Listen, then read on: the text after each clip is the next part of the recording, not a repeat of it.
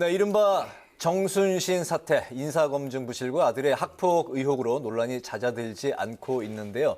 이번 사태에서 드러난 문제점과 보완책은 무엇인지 민주당 정순신 검사특권 진상조사단 단장이신 강덕구 더불어민주당 의원에게 여쭤보도록 하겠습니다. 의원님, 어서 오십시오. 반갑습니다. 예, 안녕하세요. 반갑습니다. 오랜만입니다. 네, 예. 바쁘신데 또 나와주셔서 감사 말씀드리겠습니다. 먼저 좀 간단한 질문, 좀 가벼운 질문 드리겠습니다. 의원님이 평소에 메모장 대신에 손바닥에 메모를 잘 하신다고 했는데 혹시 오늘도 그렇게 하셨는지 손바닥 잠깐만 손바닥, 좀 카메라 쪽으로 보여주실 수 있을까요? 오늘은 제가 지웠습니다. 아, 일부러 지우고 방송 때문에 깨끗하시네요. 지우고 오셨어요? 근데 메모장이 있는데 굳이 손바닥을 이용하시는 이유 좀 들어볼까요? 궁금합니다. 첫 번째는 심리적 위로와 이안을 줍니다. 아, 손바닥에 쓰면 심리적으로 위안이 되십니까? 예, 왜 예. 그런 건가요? 일단 내가 혹시 논리 전개가 잘 안 되거나 네. 이 말이 잘 막혔을 때 의지할 때가 있구나 뭐 이런 생각이 드는 거죠. 그래서 심리적 위로가 되고요. 두 번째는 그날 함께 하신 분들한테 네. 저 사람은 원고지 안 보고 하는구나 그러면 신뢰를 주는 이 작용을 하더라고요. 네. 사실은 제가 옛날에 김대중 대통령께서 우리 야당 총재하셨을 때 네. 항상 말씀하시기 전에 메모장을 보시고 메모장을 가지고 말씀하시는 걸 보고 네. 야, 저렇게 연설을 해야 되겠구나라는 걸 배웠습니다. 우리 김대중 전 대통령님의 연설을 배워서 저는 메모장 대신 이 손바닥을 대중 연설을 하실 때 원고 없이 하시는 게 이제 좋다고 생각을 하시는데 혹시나 까먹었을 경우에 볼 수 있게 그리고 이제 또 참고용으로 쓰신다. 대중들에게 신뢰감을 주는 거. 알겠습니다. 원고 없이 할 수 있는 게 제일 좋은 스피치라고 생각을 합니다. 네, 그럼 알겠습니다. 최근에는 그 인사 검증과 또 학교 폭력 관련한 메모들이 좀 많았을 것 같다는 생각이 드는데요. 자, 먼저 인사 검증 부분부터 좀 이야기를 좀 드려볼까 합니다. 대통령실은 인사 검증에 대해서 본인이 먼저 말하지 않으면 알 수가 없다. 이건 시스템의 문제다. 이렇게 얘기를 하고 있고 한동훈 장관은 제도를 하겠다 이렇게 말을 했습니다. 이번 인사 검증 과정을 들여다보니까 좀 어떠셨습니까? 예, 그 대통령실에서 본인이 말하기 전에는 알 수 없다라고 얘기를 했죠. 그런데 사실은 대통령실은 이 내용을 다 알고 있습니다. 그럼에도 불구하고 마치 정순신 개인의 문제인 것처럼 호도를 하고 있죠. 왜냐하면 인사를 추천하고 예를 들면 검증하고 이런 건 다 대통령실에서 이루어집니다. 그럼에도 불구하고 그렇게 얘기하는 건 제가 보기엔 말장난에 불과합니다. 두 번째. 인사 과정에서 이미 알고 있었을 거라는 그럼요. 말씀인 거죠. 그리고 그 당시 약 5년 전에 우리 정순신 전 검사의 아들 문제가 사회 이슈화가 됐을 때 그 당시에 윤석열 현 대통령이 중앙지검장이었고요. 그리고 우리 한동훈 장관이 그 안에 검사였고요. 또 이 정순신 씨가 그 안에 검사였습니다. 그러니까 이미 내부적으로 전 다 알 수 있었고 알고 있음에도 이렇게 한 거라고 생각을 합니다. 그거는 저희들이 비공식적으로 확인한 바로도 그렇습니다. 그렇기 때문에 이 부분에 대해서는 대통령실에서 그렇게 얘기하는 거는 동의할 수 없다라고 분명히 말씀드리면서 그리고 또 우리 한동훈 장관이 지난번에 인사정보관리단을 만들 때 그런 얘기를 했습니다. 예를 들면 이 부분에 대해서 우리 인사검증 관련된 부분은 어쩌거나 좀 무거운 책임감을 갖고 인사정보관리단을 만들고 그 부분에서 문제가 있으면 책임을 지겠다라고 얘기를 했습니다. 그러면 이 부분에 대한 마지막은 대통령실의 인사검증과 그리고 인사정보관리단이 책임을 질 수밖에 없습니다. 그렇기 때문에 저희들은 이 책임의 가장 큰 단위에는 대통령이 있고 그리고 한동훈 법무부 장관한테 있다라고 생각을 하기 때문에 그 책임을 한동훈 장관이 져야 된다고 생각하고요. 그리고 대통령의 공식적인 사과가 필요하다는 것이 저희들의 입장입니다. 네네. 또 이번 그 사태에서 이제 많이 국민들에게 공분을 가장 샀던 지점은 그 법조인이 이제 아빠인데 그 아빠가 반성 대신에 그 대법원 소송까지 가면서 아빠가 이제 시간 끌기로 갔다. 그 지점인데요. 근데 실제로 이제 이런 사례가 좀 많이 있다고 들었습니다. 과연 그 학폭 그 가해자의 재심, 또 행정심판 청구, 또 집행정지 인용이 얼마나 많은가요? 제가 알기에는 우리 학교폭력 관련해서 행정소송이 최근 3년 동안 약 498건이 있었던 걸로 알고 있고요. 그리고 인용률이 58% 58%가 넘은 것으로 알고 있습니다. 그러니까 인용률이 58%가 넘다라는 건 이런 말입니다. 예를 들면 이 소송을 해서 그래서 인용됐어. 그러면 그거 자체가 스톱이 중단이 되는 거거든요. 그러면 정지가 되면 예를 들면 다른 학교에 전학을 가야 되는데 그 전학을 안 가고 그 학교에 그대로 있을 수가 있고요. 그러다 보면 예를 들면 2차 가해가 일어날 수 있는 거죠. 왜냐하면 피해자와 가해자가 동시에 같은 학교에 다니고 또 우리 예를 들면 민사고 같은 경우에는 기숙사 생활을 전원합니다. 그러면 기숙사 안에서 가해자와 피해자가 동시에 학교 생활을 24시간 동안 한다라고 생각을 해보십시오. 네. 그리고 전 아빠 찬스라는 건 아빠의 갖고 있는 권력, 아빠의 경제력 이런 것들이 소송을 할 수 있는 가장 큰 힘입니다. 통상적으로 이 학교 폭력 관련된 소송이 적어도 예를 들면 뭐 한 1,000만 원, 2천만 원에서 5천만 원 이상까지 든다라는 게 그 변호사 분들한테 들은 얘기입니다. 근데 그 정도는 서민들은 생각할 수 없고요. 네. 그리고 서민들은 당장 먹고 살기 힘든 분들이 대부분입니다. 근데 어쨌거나 아빠 입장에서 보면 기득권을 유지하는데 이 2세들이 어떤 형태로든지 이런 것들이 자료로 남는 거, 기록으로 남는 거에 대해서는 심각하게 고민할 수밖에 없죠. 그렇기 때문에 아빠가 갖고 있는 권력과 아빠가 갖고 있는 경제력 이런 것들이 우리 이 소송에 그대로 드러날 수밖에 없고 그 인용률이 58%라는 건 어쨌거나 이 기득권이 법적으로 합법화 시켜주는 거다. 뭐 이렇게 생각하셔도 될 것 같습니다. 학폭 피해자 측에서 이제 오히려 항소를 했을 경우 이기는 확률이 50% 그러니까 더 많이 있다는 그 말씀인 거죠. 그렇죠. 예, 가해자가 측이 더 많이 이긴다. 그런 거죠. 그게 정말 그 문제인 것 같습니다. 또 반대로 학폭으로 이제 뭐 규정이 지어지고 했지만 나중에 밝혀진 건 전혀 사실 무근인 그런 억울한 그 학폭 처분도 있지 않습니까? 예. 그런 사람들 같은 경우는 이제 구제 방법이 꼭 필요할 것 같은데. 그래서 이런 행정소송 제도를 만든 건데 네. 실제로 이 좋은 의미를 갖고 소송 제도를 만들었지만 이거를 악용하는 사례가 훨씬 더 많다라는 거죠.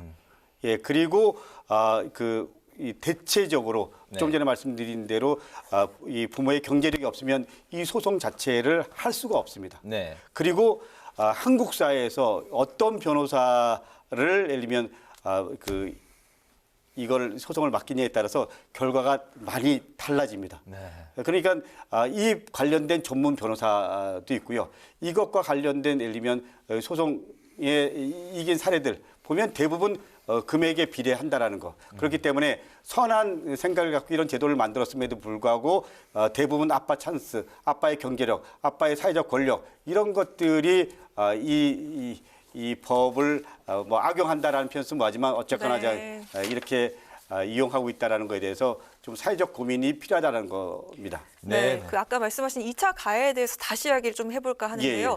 그 정순신 전 변호사 그 아들이 가해 학생이지 않습니까? 2017년부터 1년 동안 그 피해 학생을 괴롭혔고 2019년 초에 강제 전학 조치가 이뤄졌다고 들었는데 상당히 긴 시간이었습니다. 그동안 피해 학생과 가해 학생이 같이 학교를 다녔다는 건데 자, 그 사이에 피해 학생이 공황장애와 함께 또 극단적인 성택까지 시도를 했다고 들었습니다. 이런 거에 대해서 어떻게 고통을 막을 방법이 있을지 방안을 좀 생각해 볼 수 있을까요?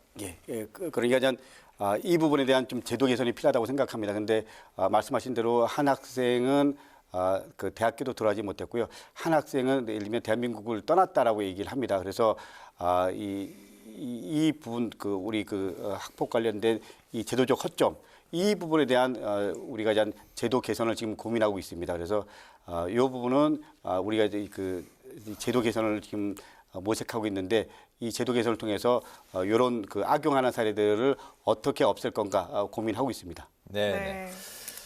오히려 이제 고통을 당한 학생이 이제 극단적인 선택까지 이제 시도를 하는 경우들이 이제 많이 있는데요. 가해자가 이제 뭐 서울대에 가장 우리나라에서 명문이라고 꼽히는 이제 대학에 진학을 했습니다. 학교 측의 이야기를 들어보니까 어떻게 그렇게 진학을 할 수 있었느냐 물어보니 절차대로 했다. 우리는 확인해 줄 수 없다. 이런 이제 일관된 대답들을 하고 있어서 국민들이 뭐 당연히 답답할 수밖에 없지 않습니까? 국회 차원에서 좀 이걸 좀 속 시원하게 좀 풀어줄 방법이 없나요? 뭐 저희들이 상임위에서 또 지난번 서울대 그 TF팀이 방문했을 때 네. 말씀하신 대로 절차대로 했다. 그리고 확인해 줄 우리가 수 없다. 구체적인 것도 확인해 줄 수 없다라고 네. 얘기를 합니다. 근데 절차대로 했다고 하지만 구체적인 질문을 했을 때 예를 들면 감점을 했냐. 그리고 예를 들면 감점을 했다면 몇 점이냐. 이렇게 구체적인 걸 얘기를 하면 말해줄 수 없다고 합니다. 그리고 현재 이 학교에 다니고 있냐 아니면 휴학 중이냐 이렇게 얘기를 하면 개인 정보이기 때문에 말해줄 수 없다라고 합니다. 서울대는 서울대가 어떻게 보면 서울대가 갖고 있는 사회적 이치 이런 것들을 부정하는 겁니다. 서울대는 분명히 예를 들면 법인화돼 있다고 하지만 국민들의 세금으로 네. 운영되는 대학입니다. 그럼에도 불구하고 이렇게 말로 자기 스스로가 자기 부정을 한다라는 건 서울대에 대한 근본적 고민을 전 다시 해야 된다라고 생각을 합니다. 그래서 네. 예, 이 부분에 대한 제도적 고민 역시 지금 하고 있습니다. 네, 네. 네, 이와 같은 그 사태를 막기 위한 대책으로 이성민 의원이 낸 그 정순신 방지법이 있고 또 의원님께서는 예. 또 발의를 준비하고 계신 정순신 아들 방지법이 있는데 이거 어떤 내용인지 설명 부탁드리겠습니다. 그 정순신과 관련된 우리 그 이상민 의원이 발의한 부분은 인사정보관리단이 현재 법무부에 있는데 이걸 이제 인사혁신처로 옮겨서 이 인사 관련 재반 업무를 이 법무부에서 손을 떼게 해야 된다라는 거고요. 저는 그 큰 틀에서 정순신 방지법 그래갖고 공직자윤리법 안에 직계가족이나 본인이 학폭 관련된 부분이 있을 때는 인사에서 배제한다. 그리고 또 고등교육법에 우리 그 대입 전형에 학교 폭력 등 생활기록부 자료를 활용할 수 있도록 하자. 이런 몇 가지 안들을 갖고 지금 고민하고 있습니다. 네, 네. 근데 이게 뭐 근본적인 해결책이 될 수 있을까 하는 그런 질문들도 좀 있는 것 같습니다. 학폭 가해 학생에게 불이익을 주는 것만이 능사일까 하는 우려가 있는데요. 오히려 좀 더 소송이 느는 역효과가 있을 것 같다는 그런 생각도 예. 들거든요. 저는 뭐 우리 그 하신 말씀에 전적으로 동감합니다. 왜냐하면 지금 학폭 관련된 여러 가지 제도들 그리고 또 이슈가 학폭이 터진 이후에 대응에 대한 부분에 초점을 맞추고 있는데 가장 중요한 건 예방입니다. 그리고 이제 네. 예방이라는 관점에서 우리가 좀 고민을 해야 되고요. 실제로 학교들 여러 군데 사례를 보면 학폭이 없는 학교도 있습니다. 그런 학교를 보면 대체적으로 학교 문화, 풍토가 상당히 좀 민주시민 교육이 돼 있는 학교입니다. 그렇기 때문에 저는 학교 문화와 풍토를 어떻게 만들어가느냐 그리고 어떻게 그게 이제 예방이랑 연결되어 있고요.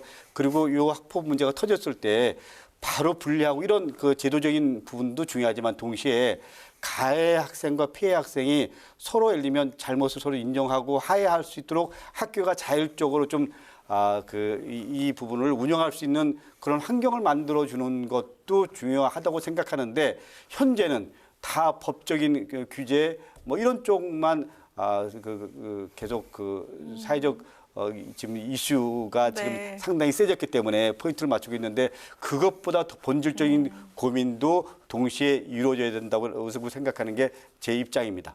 알겠습니다. 이번 그 사태를 두고서 여야 모두 이제 뭐 정말 그 비난하고 비판하고 하는 데는 이제 한 목소리를 이제 모으고 있지만 해법에서는 이제 그 엇갈린 그 차이를 보이고 있습니다. 그 여당은 사건 자체에 이제 초점을 맞추기보다는 근본적인 해법을 찾자. 그래서 이제 정쟁으로 이용하지 말라 뭐 이런 입장인데요.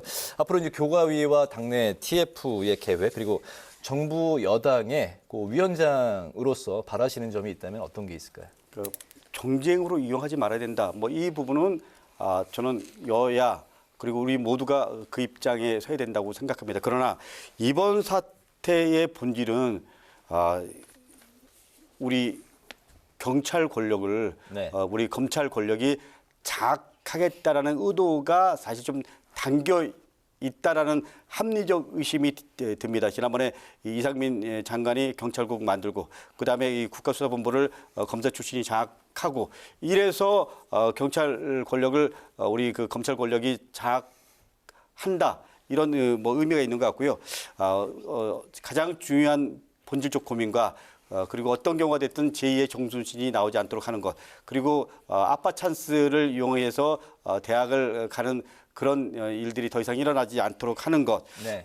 그리고 학폭과 관련된 말씀하신 대로 학폭이 터진 이후에 이 제도적인 법적 고민도 하지만 예방과 관련된 본질적 고민 그리고 이 학폭이 터졌을 때 일어났을 때 학교 내에서 자율적으로 풀어갈 수 있도록 가해자와 피해자가 서로 화해하고 그리고 그 안에서 이루어질 수 있도록 하는 그런 본질적 고민도 동시에 할 수 있도록 우리들이 방안을 만들어야 된다라고 생각을 하고요. 그리고 무엇보다 중요한 건 이렇게 만든 그리고 또 그 정순 씨 아들이 우리 그 검사는 예를 들면 뭐 돈을 얼마든지 만들 수 있다라는 이런 식의 얘기들을 당당하게 할 수 있는 이 사회가 얼마나 불편한 사회입니까?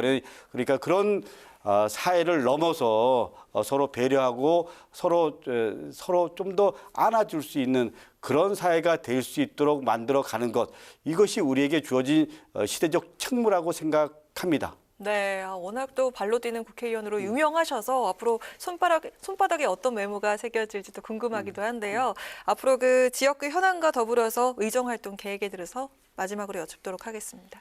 저는 네. 가진 자와 가지지 못한 자 그리고 이 코로나 이후에 격차가 훨씬 더 심해졌습니다. 그리고 그 격차를 넘어서 열심히 하면 희망을 가져야 되는데 네. 점점 희망이 없어집니다. 그래서 저는 격차를 줄이고 불평등을 완화하고 열심히 일을 하면 일한 만큼 보람을 얻을 수 있는 사회 그리고 최선을 다해서 열심히 살아간다면 노후가 어느 정도 보장될 수 있는 사회 이런 사회를 꿈꿉니다. 그런 사회가 될 수 있도록 저에게 주어진 시대적 소임 그리고 사명감을 갖고 그런 사회를 만들기 위해서 최선을 다하겠습니다. 물론 기후위기 포함해서 전 지구적 고민도 동시에 우리 의원들 여야를 넘어서 보수 진보를 넘어서 시대적 당위에 대해서 저는 여야 의원들이 함께 머리를 맞대고 대한민국의 미래를 고민하는 것도 동시에 필요하다고 생각합니다. 알겠습니다. 오늘 말씀 잘 들었고 끝으로 한 말씀 당부의 말씀 드리고 싶은 건 돈이 없는 그 학폭 피해자도 그 소송에서 구제를 받을 수 있고 국가의 도움을 받을 수 있는 이 법적인 장치가 시급하다는 생각이 들었습니다. 그런 부분에서 좀 많이 노력해 주시면 감사하겠습니다. 그 말씀 가슴 속에 담아두겠습니다. 오늘 알겠습니다. 오늘 파워 인터뷰 오늘은 강덕구 더불어민주당 의원과 함께 이른바 정순신 사태 관련 인사 검증 그리고 학폭 논란에 관해서 많은 말씀을 나눠봤습니다. 오늘 말씀 잘 들었습니다. 네, 잘 감사합니다. 들었습니다. 감사합니다.